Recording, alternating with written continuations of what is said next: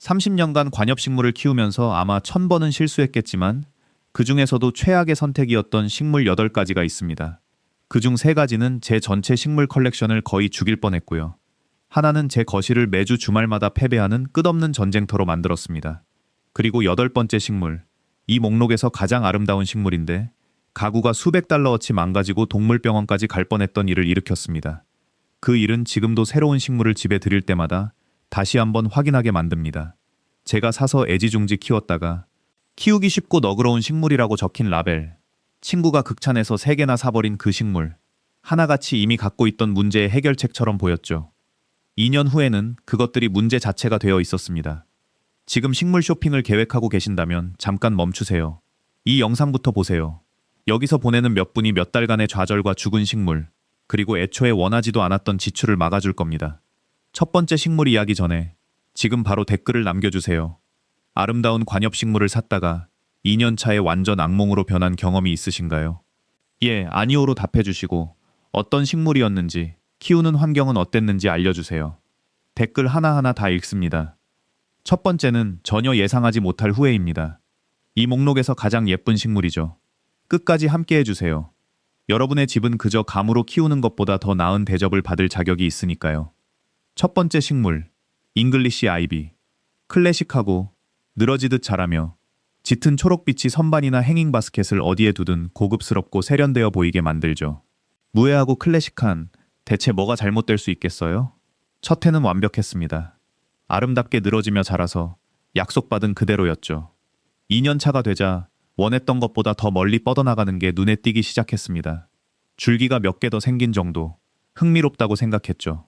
3년 차가 되자 벽을 타고 올라가고 석고보드 틈새에 뿌리를 내리고 가구 다리를 휘감고 선반이 다른 화분들까지 침범하고 있었습니다.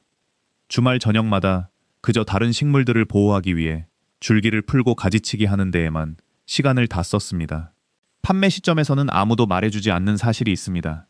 잉글리시 아이비는 매우 공격적으로 자랍니다.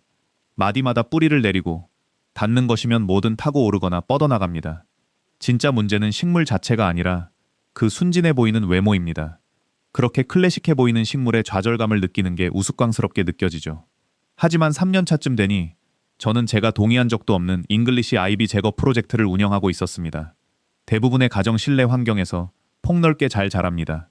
같은 우아하게 늘어지는 매력은 있지만 훨씬 통제된 성장 속도를 보이고 식물이 집을 장악하는 일 없이 관리하기 훨씬 쉽습니다. 두 번째 식물, 포토스. 다들 아실 겁니다. 모든 사무실, 모든 초보자 컬렉션, 모든 철물점에 걸려있죠. 골든 포토스, 마블 퀸, 궁극의 절대 안 죽는 식물입니다.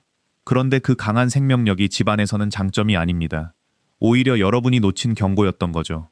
저는 별다른 수고 없이도 그 우아하게 늘어지는 모습을 보고 싶어서 몇 개를 화분에 심었고 정확히 그걸 얻었습니다. 수고는 나중에 따라왔습니다.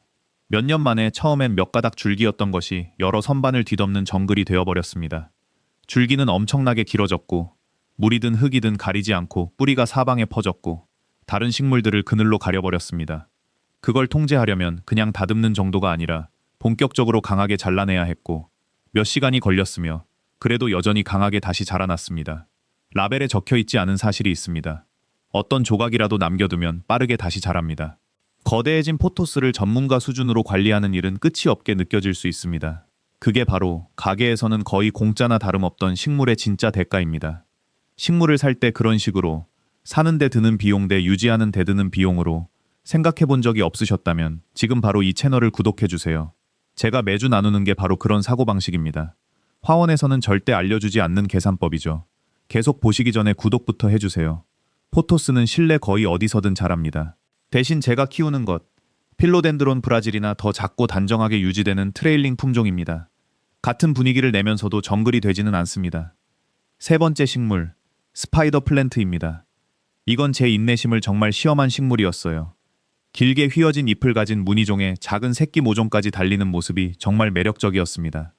라벨에는 초보자에게 완벽하고 공기정화 효과가 있다고 적혀 있었죠. 선반에 하나 올려두면서 손쉬운 초록 체온 문제를 해결했다고 생각했습니다. 그러다 2년 차가 찾아왔습니다. 사방에 새끼 모종이 생기고 떨어져서 다른 화분에 뿌리를 내렸습니다. 3년 차에는 모체 식물에서 3m나 떨어진 곳에서 스파이더 플랜트 새끼들을 뽑아내고 있었습니다. 근처의 모든 화분에서 새싹이 올라오고 있었죠. 이 식물은 공격적으로 뿌리를 내리는 그 새끼 모종들을 통해 번식합니다. 이미 자리 잡은 것들을 제거하려면 작은 새싹 하나하나를 일일이 쫓아다녀야 합니다. 저녁 시간을 통째로 정리하는 데 썼는데도 다음 달이면 또 새로운 게 나타났습니다. 이게 바로 제가 매주 다루는 내용입니다. 식물을 집에 들인 지 2년 후 실제로 어떤 일이 벌어지는지 말이죠. 지금 구독해주세요. 대부분의 실내 환경에서 잘 자랍니다. 공간이 따뜻하고 밝을수록 새끼 모종은 더 빠르게 늘어납니다. 대신 제가 키우는 것, 콤팩트한 산세베리아나 페이스릴리입니다. 비슷한 공기정화 효과를 내면서도 정확히 심어둔 자리에 그대로 머뭅니다. 예상치 못한 새끼들이 없죠. 네 번째 식물, 차이니즈 에버그린입니다. 이름부터 믿음직하게 들리고 빨강, 은색, 초록이 어우러진 화려한 잎도 아름답죠. 화원 라벨에는 다루기 쉽고 약광에서도 잘 자라는 우등생이라고 적혀 있었습니다. 초보자에게 완벽하다고요. 어두운 구석 자리를 위해 몇 개 샀습니다. 첫 시즌엔 근사했습니다. 2년 차엔 예상보다 줄기가 더 많아졌습니다. 3년 차엔 더 넓게 퍼지면서 잎이 계속 떨어지고 공간을 넘어서며 다리만 길쭉해진 볼품없는 모습으로 자랐습니다. 물주기에 까다로워질 수 있고 잎도 극적으로 떨어뜨립니다. 잘 견딘다고 라벨 붙은 식물들의 진짜 문제는 그 식물이 자리를 잡을 때까지 다른 문제들을 가려버린다는 점입니다. 실내 환경이라면 어디서든 해당되지만 특히 평범한 가정 환경에서 문제가 되기 쉽습니다. 대신 제가 키우는 것, 제츠드드 플랜트입니다. 같은 약광 내성의 아름다운 잎을 가지면서도 지저분해지지 않고 작고 단단하게 유지됩니다. 다섯 번째 식물, 고무나무입니다. 큼직하고 윤기 나는 잎으로 대담하고 인상적인 분위기를 내는 식물로 어디서나 팔리고 있죠. 구석 공간을 빠르게 채워줍니다. 완벽하게 들리죠. 즉각적인 임팩트를 원했던 거실 한 구석에 하나 두었습니다. 그러다 계속 자라기만 했습니다. 키가 커지고 아래쪽 잎이 떨어지고 먼지가 쌓여서 계속 닦아주고 가지치기를 해줘야 했습니다. 일단 자리를 잡으면 공간을 장악해버려서 스트레스 없이 옮기거나 통제하기가 어렵습니다. 그 그늘과 크기 때문에 근처에 있던 더 작은 식물들을 잃기도 했습니다. 그 외관을 유지하기 위한 관리는 등골이 휠 정도였습니다. 좋은 환경에서는 특히 공격적으로 자랍니다.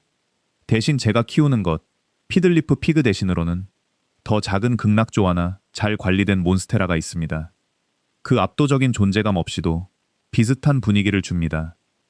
여섯 번째 식물, 보스턴 고사리입니다. 이건 살짝 마음이 아픈 식물인데 그 깃털 같은 잎들이 정말 아름답고 풍성하거든요. 모든 욕실이나 그늘진 구석 사진에 등장하는 그런 식물이죠. 습한 자리에 작은 화분 하나를 두었습니다. 1년 정도는 관리할 만했습니다. 그러다 미친 듯이 잎이 떨어지기 시작했고 계속 분무를 해줘야 했으며 퍼지면서 가장자리가 갈색으로 변해갔습니다. 포자와 떨어진 잎들이 어질러진 상태를 만듭니다. 완벽한 상태를 유지하기가 극도로 어렵습니다. 또 다른 문제는 많은 가정에서 별도의 노력 없이는 제공하기 힘든 높은 습도를 요구한다는 점입니다. 식물 판매자들이 고관리 요구사항을 경고할 책임이 있다고 생각하시나요? 솔직한 의견을 댓글로 남겨주세요. 대신 제가 키우는 것, 버즈네스트 고사리나 기도식물입니다. 비슷한 질감을 주면서도 훨씬 너그럽게 키우기 쉽습니다. 일곱 번째 식물, 크로톤입니다. 이 목록에서 가장 후회하는 식물입니다. 빨강, 노랑, 주황이 어우러진 놀랍도록 화려한 잎을 가졌죠. 이국적이고 강렬해 보입니다. 처음엔 정말 그랬습니다. 그러다 환경이 조금만 바뀌어도 계속 잎을 떨어뜨렸고 다리만 길쭉해지고 해충까지 꼬였습니다. 크로톤은 온도, 빛, 습도에 악명 높게 까다롭습니다. 쉽게 스트레스를 받고 어질러집니다. 시들어가는 크로톤을 고치거나 처리하는 일은 짜증스럽습니다. 많은 가정에서는 장기적으로 만족스럽게 키우는 게 거의 불가능합니다. 대신 제가 키우는 것, 그 자리엔 아예 아무것도 두지 않거나 더 다루기 쉬운 콜레우스나 칼라데아를 둡니다. 디펜바키아, 일명 덤케인입니다. 인상적인 무늬가 있는 큼직하고 아름다운 잎을 가졌죠. 대담한 관엽식물로 판매됩니다. 밝은 자리에 두었습니다. 첫 해엔 세련되어 보였습니다. 그러다 저희 집 고양이가 그 옆을 스치며 잎을 살짝 씹었습니다. 몇 시간 만에 침을 흘리고 붓기 시작했고 다행히 빨리 발견해서 처치할 수 있었습니다. 제가 전혀 몰랐던 사실이 있었습니다. 디펜바키아에는 수산화 칼슘 결정체가 들어있어서 섭취 시 강렬한 자결감, 붓기를 일으키고 저희는 운이 좋았지만 훨씬 더 심각해질 수도 있었습니다. 그날 바로 식물 전체를 치워버렸습니다. 이런 중요한 안전 정보는 대부분의 콘텐츠에서 그냥 넘어가는 부분입니다. 실내용이지만 반려동물이나 아이가 있는 가정에서는 위험합니다. 이 이야기가 경각심을 일으켰다면 지금 바로 구독해주세요. 대신 제가 키우는 것, 칼라데아나 안전한 고사리류입니다. 위험 없이도 충분히 아름답습니다. 그게 8번째 식물입니다. 제가 저지른 가장 아름다운 후회이자 지금도 밤잠을 설치게 하는 식물이죠. 8가지 식물, 8가지 솔직한 이야기들입니다. 그리고 그 모든 이야기의 바닥에는 같은 문제가 있습니다.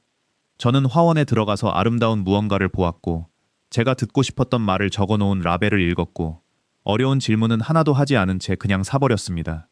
그러니 이번 시즌에 무언가를 장바구니에 담기 전에 스스로에게 3가지를 물어보세요. 첫째, 이 식물에게 어떤 역할을 맡기려는 건가? 그리고 라벨이 말해주지 않는 다른 어떤 일을 할 수 있는가?